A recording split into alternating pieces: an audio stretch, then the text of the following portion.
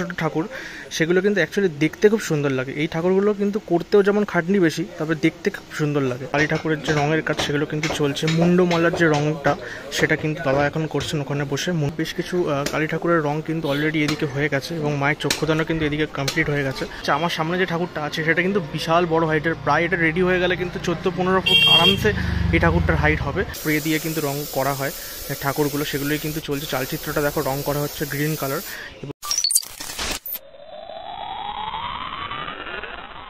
উমার পরে এবারে শ্যামার পালা, আর সেই শ্যামাকে দর্শন করতেই এখন আমি চলে এসেছি কুমোরটুলিতে। হ্যাঁ, আর একটু পরেই কুমোরটুলিতে প্রবেশ করব, আর কুমোরটুলিতে প্রবেশ করে দেখাবো এই বছরে এখনও পর্যন্ত কুমোরটুলিতে কেমন কালী ঠাকুর তৈরি হচ্ছে, কেমন ব্যস্ততা চলছে, রঙের কাজ আদৌ শুরু হয়েছে কিনা, সেই সমস্ত কিছু এই ভিডিওতে ছোট্ট করে দেখানোর চেষ্টা করব। আর আজকের এই ভিডিওটাই কিন্তু আমার এই বছরের কালী পুজোর প্রথম ভিডিও, তাই অবশ্যই এই ভিডিওটা খুব বেশি করে সাপোর্ট করো, শেয়ার করো, এবং চ্যানেলটা যারা এখনও সাবস্ক্রাইব করোনি প্লিজ সাবস্ক্রাইব করে দিও। তো চলো আজকের এই কুমোরটুলির কালী প্রতিমা প্রস্তুতির ভিডিও শুরু করা যাক। এই মুহূর্তে চলে এসেছি কুমোরটুলিতে, আর এখন কিন্তু কুমোরটুলি থেকে সামনে যে ফ্রন্ট সাইড সেখান থেকে প্রবেশ করছে এই মুহূর্তে। আর এই মুহূর্তে আমি দেখতে পাচ্ছি কুমোরটুলিতে কালী পুজোর চূড়ান্ত ব্যস্ততা চলছে। এদিকে দেখতে পাচ্ছি প্রচুর কালী ঠাকুর কিন্তু তৈরি হচ্ছে, আর বেশ কিছু ঠাকুর অলরেডি মাটির কাজও শেষ হয়ে গেছে, এই ধরনের ঠাকুরগুলো। তো কুমোরটুলিতে আজকে তোমাদের এই ভিডিওতে ছোট্ট করে দেখাবো কালী পুজোর ব্যস্ততা, সেটাই তুলে ধরবো। চলো দেখতে থাকো আজকের ভিডিওটা। এই গোলাতে আমি দেখতে পাচ্ছি বেশ কিছু ছোট ছোট কালী ঠাকুর কিন্তু তৈরি হয়ে রাখা আছে এই দিকটা। এদিকে কিন্তু মিডিয়াম সাইজের ঠাকুর রাখা আছে, আর এইদিকে দেখো একটা বড় ঠাকুরও কিন্তু রাখা আছে। আরও প্রচুর ঠাকুরকে কিন্তু কাজকর্ম করছেন, ভেতরে কাকা কাজ করছেন।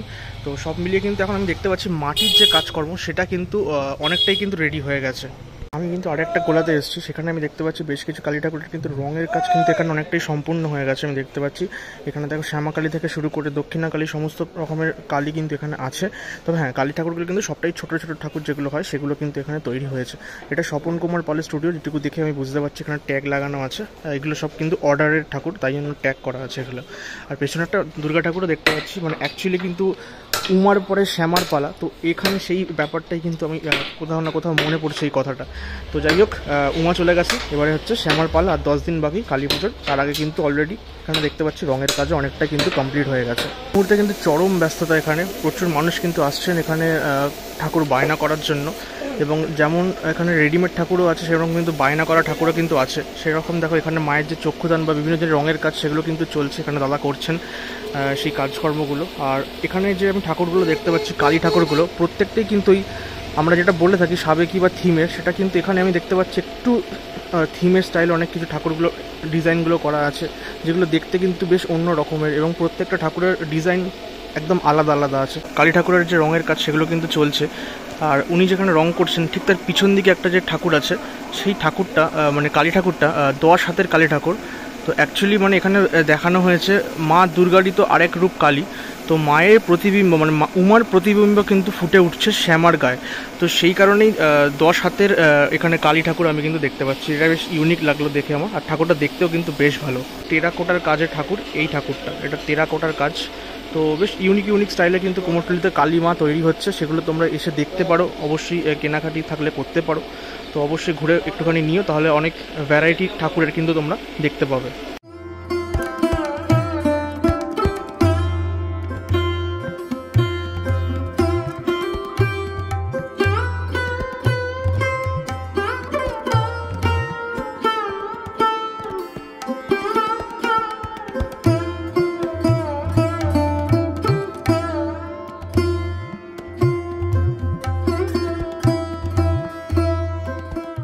এই স্টুডিওতে আমি দেখতে পাচ্ছি এখানে কিন্তু কালী ঠাকুরের যে রঙের কাজ সেগুলো কিন্তু চলছে, স্প্রে দিয়ে কিন্তু রং করা হয় ঠাকুরগুলো, সেগুলোই কিন্তু চলছে। চালচিত্রটা দেখো, রং করা হচ্ছে গ্রিন কালার।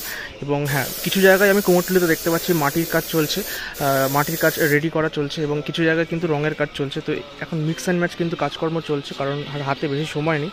তো বুঝতেই পারছো তার মধ্যেই কিন্তু এই সমস্ত ঠাকুর কিন্তু রেডি করতে হবে।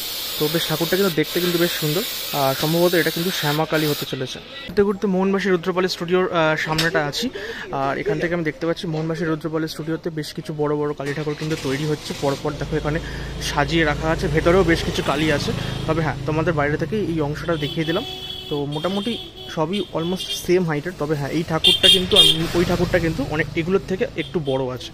তো এখানে রঙের কাজ কিন্তু শুরু হবে, মানে রঙের আগে যে একটা হোয়াইট কোডিং থাকে সেটা কিন্তু অলরেডি মারা হয়ে গেছে, এরপরে কিন্তু রঙের কাজগুলো শুরু হয়ে যাবে। ঠাকুরগুলোর দেখো যে মুখমণ্ডল সেগুলো কিন্তু অলমোস্ট কিন্তু একই রকম দেখতে লাগছে। দেখো প্রত্যেকটা ঠাকুরের মুখমণ্ডল কিন্তু একরকমই করেছে, তবে হ্যাঁ হাইটগুলো একটু 19-20 আছে। আর এদিকের ঠাকুরের একটুখানি যে কাজকর্মগুলো, স্পেশালি মুকুটের যে কাজকর্মগুলো, সেটা কিন্তু আমার বেশ ভালো লাগছে, মানে একদম অন্য ধরনের, একদম খুব সুন্দর নিখুঁত কাজ কিন্তু মুকুটগুলো। আর এইখানে একটা বিশাল বড় একটা কালী ঠাকুর কিন্তু তৈরি হচ্ছে জাস্ট আজকে, কিন্তু এখন আমি দেখছি খড়ের যে কাজ সেগুলো কিন্তু বাঁধার কাজকর্ম চলছে, এরপর আস্তে আস্তে মাটি লাপার কাজ, বিভিন্ন যে কাজগুলো হয় স্টেপ বাই স্টেপ সেগুলো কিন্তু হবে। বাট ঠাকুরটা কিন্তু বেশ বড় ঠাকুরটা। আর এদিকে হচ্ছে সমস্ত ঠাকুর কিন্তু এখানে মাটির কাজ অলমোস্ট অনেকটাই কমপ্লিট হয়ে গেছে।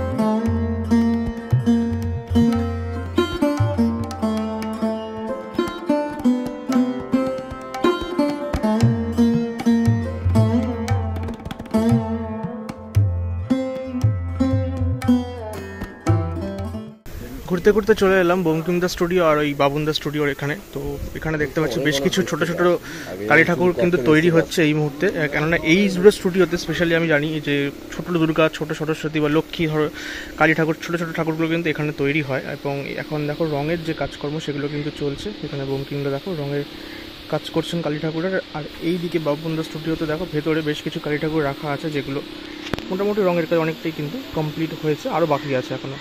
এই ঠাকুরগুলো যে রঙের কাজ সেগুলো কিন্তু চলছে। মুন্ডমালার যে রঙটা সেটা কিন্তু দাদা এখন করছেন, ওখানে বসে মুন্ডমালার রং করছেন।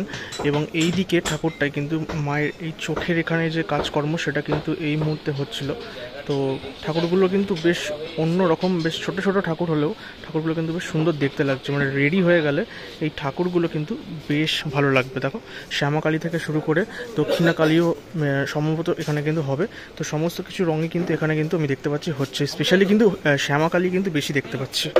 কুমোরটুলি ঘুরতে ঘুরতে বিভিন্ন ধরনের ঠাকুর তৈরি হচ্ছে, তবে হ্যাঁ মিনিয়েচার যেমন ঠাকুর যেগুলো হয়ে থাকে, মানে ছোটো ছোটো ঠাকুর, সেগুলো কিন্তু অ্যাকচুয়ালি দেখতে খুব সুন্দর লাগে। এই ঠাকুরগুলো কিন্তু করতেও যেমন খাটনি বেশি, তবে দেখতে খুব সুন্দর লাগে।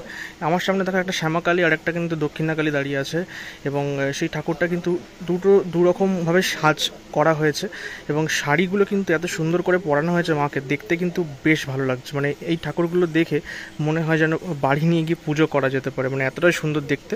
তবে হ্যাঁ ঠাকুরগুলো কিন্তু একদম ছোটো ছোটো, বাড়ির ঠাকুর পুজোর জন্য একদম ঠিকঠাক। আর এখানে বেশিরভাগই আমি দেখছি ছোটো ঠাকুরই কিন্তু তৈরি হচ্ছে। এখানে দেখো দাদা আর একটা কালী ঠাকুর কিন্তু এখানে সাজাচ্ছে এই জায়গাটা, এখানেও কিন্তু একটা কালী ঠাকুর কিন্তু সাজানো হচ্ছে।